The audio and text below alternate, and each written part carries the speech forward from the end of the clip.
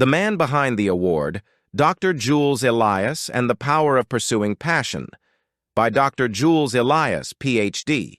Dr. Jules Elias, namesake of the Jules Elias Excellence in Immunohistochemistry Award, has a story filled with curiosity, resilience, and unexpected turns.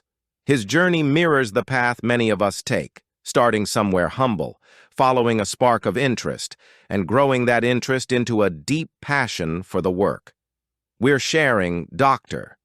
Elias's story not only to honor his legacy, but to remind you that your journey matters too, and that NSH offers awards and scholarships to support and celebrate you along the way. Johannes Brahms was in the autumn of his life when he composed several pieces of music for the clarinet, which I, as a born-again clarinetist, perform in chamber music concerts. As I am in the later autumn of my life, I thought it would be appropriate for me to share the story of how immunohistochemistry came to be part of my story.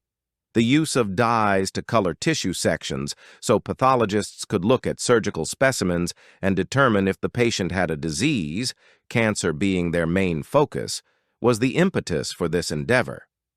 As a freshly minted graduate with a BA in biology, and as a young father of a baby curly-haired girl, I felt compelled to get a job ASAP. My first job was working in a hospital-based lab that focused on diabetes. Then, as is the case now, an animal model of a disease enabled researchers to explore its biology. Much to my chagrin, my lab was in the hospital kitchen cooking the diet that we fed to rabbits. This food consisted of brown sugar, green bananas, and flour. It was baked into a cracker that snapped. A similar diet was consumed in some Caribbean islands that have an above-average incidence of diabetes. I did not tell family or friends exactly what I did in the lab, ashamed of where I landed with a college degree.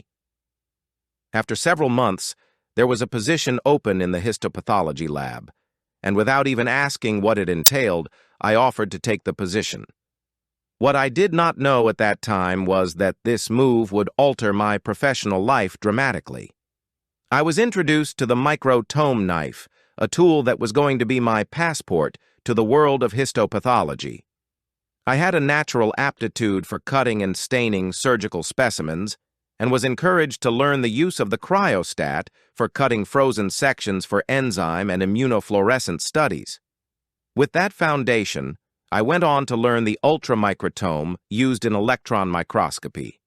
As I look back on this early experience, it becomes apparent that I was well versed in the mechanics of tissue preparation and staining, and was open to the latest approach to tissue staining, namely immunohistochemistry. The following years took me to employment in labs that required all my histotechnology skills. Along the way, I obtained a master's degree and a PhD in immunology. My final job was at the new medical school at Stony Brook, New York, where my journey into immunohistochemistry was rooted. We did renal biopsies that were worked up using frozen sections and fluorescent-labeled antibodies to different proteins that would indicate nephritis and the need for appropriate antibiotics to prevent permanent damage to the kidney. When horseradish peroxidase antibodies were introduced, it was a game-changer. I began duplicating the IF-labeled antibodies with IP-labeled antibodies. The study was published, and it garnered a lot of interest as ordinary light microscopy could be used for assessing a renal biopsy, and a fluorescence microscope was not needed. I now retrospectively appreciate the life lessons of my journey, and I try to impart them to my children and grandchildren. In no particular order, nothing is ever a waste of time, as the experience will be used eventually. Do not early in the game get too comfy with your job if you are not constantly learning something new. Develop a passion for your work and make every effort to learn all there is to know, even if it takes a lifetime. Finally, share your knowledge with others and encourage them to find a niche that they can fill with confidence. Jules M. Elias, Ph.D. If Dr. Elias's story inspires you, or reminds you of someone else whose work should be recognized, we encourage you to explore NSH's awards and scholarships. Whether you're applying or nominating someone else, don't wait. Go do it.